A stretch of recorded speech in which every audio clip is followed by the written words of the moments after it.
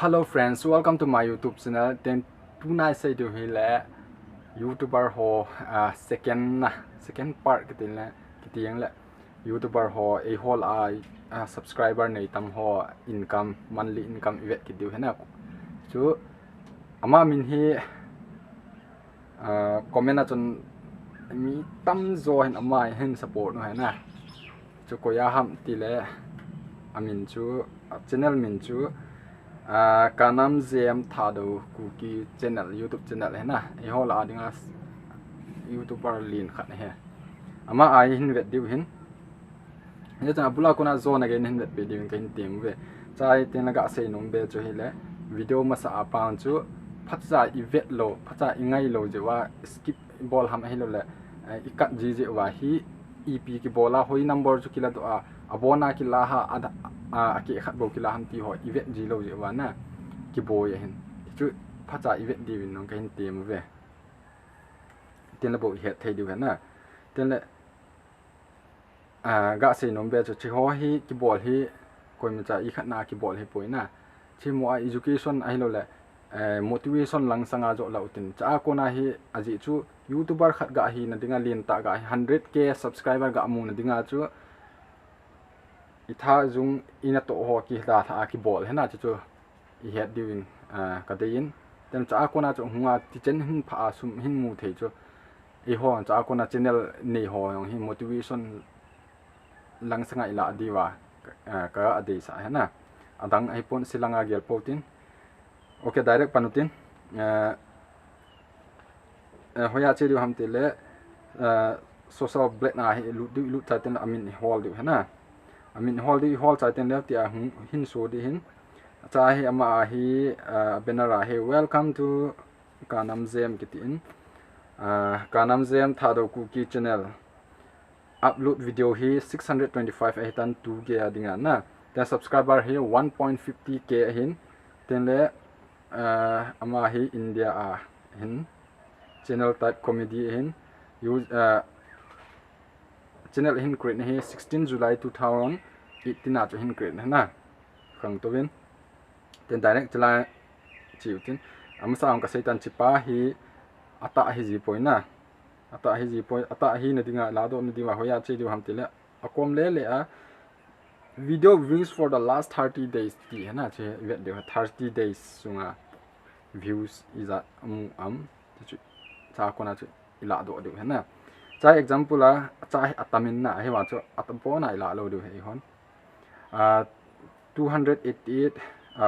288 sorry 288 hi ga hisab ma le 288 hi yang na ke hi la 288 sanga tam je min ma 288 ga hisab le chi ti hisab de ham ti le lai hin na I boi ji na phachan an ve tin 288 chu a views hin na cha hi tu I bol du hi RPM I hol du RPM hi a from pe na ma 13 ga ki hisab leo sauta simple part 2 simple tin na direct ama hi 30 akona 60 chung views in ga gel le han chu RPM chu 0.50 in ga hisab le 50 in ga hisab le 50 into 2 hi le 100 है ना 100 ही तेन वो $1 हूँ लिंगा है जों चुका है था ले हैं $1 ही ना दिंगा चु 50 0.50 चु ही ले 1000 view वा चु $0.2 $0.50 हूँ दो आले 100 ही ना दिंगा चु नी बो है ना that means 2000 views वा चु $1 हूँ दो है 50 इलाव है ना atam yong lo hlom yong lo alai lung don ta ga la 50 hin cha chu ama view chu ga hisab ki le 288 chu ke chu iza ni dam ti le 200 2000 2,80,000 2,80,000 है ना 2,80,000 chu EPI divide du ham ti le 1000 views are to $0.50 hile $100 hin na dinga chu dollar hi ale langa chu $1 hin na dinga chu 2000 views ngai na 2000 views chu hi la $144 hung do ha $144 hung do hin chai khat ga he ding chu thasi a he ki bang ji pona tu thapa a he sangong tam mai the na a video a video a viral a le ai lo a viral wa le sanga hom na lai de na chu chu thasi a he ki bang poi chong chu ga he di ka de sa e tu a chu 2000 hindi hung do in 2000 divide ball a le $144 hung do na $144 chu into a ho a hi idan ham tile India 81 hile 81 iga into a le unit 100,000 10,000 11,664 hi amu ji na sa sanga from mai the from mu ko mo mintin ai lo la thakana hi amu lo ko mo mai the na ta thakana hi sanga tamjong mu ko mo de ti chu hin ama income brother kanam jam Thadou Kuki channel a he thakana income ki tiang na ti ja chu hin hi je chun cha ko na he ga se nom chu thil dang asilanga gyal lo du he na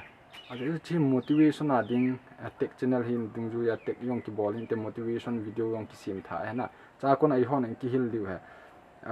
thil YouTube account sum mu de ti a YouTube account hona video ko yenga chu sum ki mu poina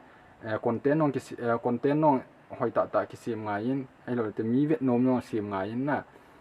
chor bol na dinga chu gen the nga ya ma sa I gen the pi lo wa I bol gen the pi lo le aga ki ne poina hi a chun ama he again the pi ji atu a hi a hol a dinga he YouTuber lin khat hung hi do he je chun ama a ko na